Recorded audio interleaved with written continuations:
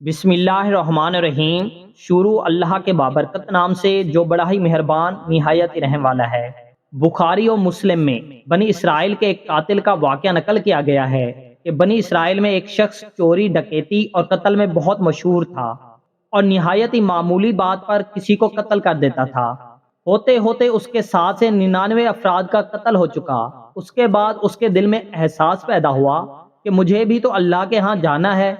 چنانچہ یہ فکر بڑھتی رہی اور لوگوں سے معلومات کرتے ہوئے سرے گرداں پھرنے لگا کہ کیا میری توبہ قبول ہو سکتی ہے یا نہیں۔ کسی عالم شخص سے ملاقات کی فکر ہوئی کہ معلوم کیا جائے کہ ایسے شخص کی توبہ قبول ہو سکتی ہے یا نہیں۔ لوگوں نے ایک عابد شخص کے پاس جانے کا مشورہ دیا۔ اس شخص نے اس کے پاس جا کر مسئلہ معلوم کیا کہ کیا میری توبہ قبول ہو سکتی ہے اور کیا میری مغفرت ہو سکتی ہے جبکہ میں نے 99 انسانوں کی جان مار دی ہے۔ تو اس عابد کو مسئلہ معلوم نہیں تھا، تو اس نے اپنے عقل سے قیاس رائے کی، جو آدمی 99 انسانوں کی جان مار سکتا ہے اس کی مغفرت کہاں سے ہوگی۔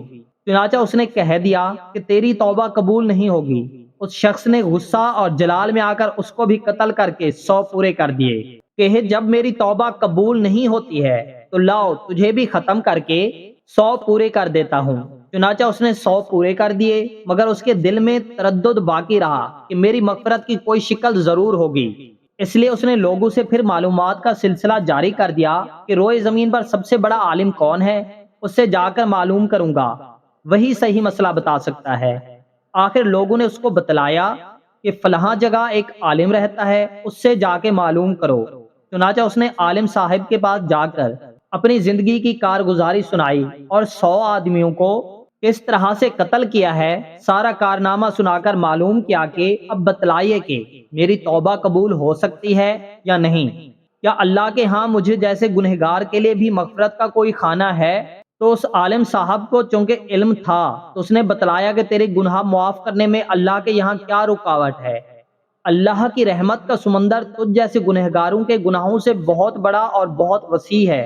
چنانچہ اس عالم صاحب نے مشورہ دیا کہ تم فلاں جگہ سفر کر کے جاؤ، وہاں کچھ اللہ کے بندے رہتے ہیں، ان کا مشغلہ صرف اللہ کی عبادت ہے، ان کے ساتھ مل کر اللہ کی عبادت کرو اور نادم ہو کر اپنے گناہوں کی معافی مانگو، انشاءاللہ تمہاری مغفرت ہو جائے گی۔ جب اس شخص نے آدھا راستہ طے کر لیا تو ملک الموت آ گئے اور اس کی موت ہو گئی۔ اب اس کی روح لے جانے کا مسئلہ کھڑا ہوا۔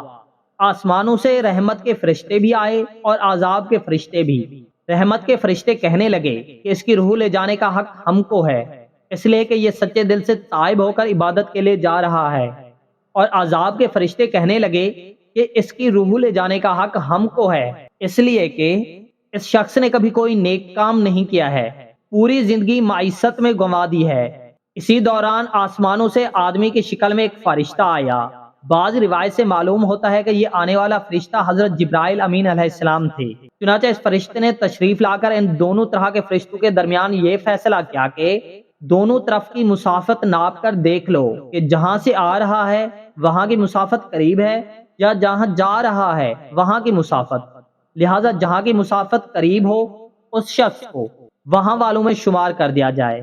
چنانچہ دونوں طرف کی زمین ناپ کر دیکھی گئی تو جہاں جا رہا تھا وہاں کی مسافت جہاں سے آ رہا تھا اس کے مقابلے میں صرف 1 بلش قریب تھے۔ چنانچہ فیصلہ ہوا کہ مقام معیشت سے مقام عبادت صرف 1 بلشت قریب ہے، اس لیے رحمت کے فرشتوں کو اس کی روح لے جانے کا حق ہوگا۔ چنانچہ اللہ کی طرف سے اس کی مغفرت کا اعلان ہو گیا۔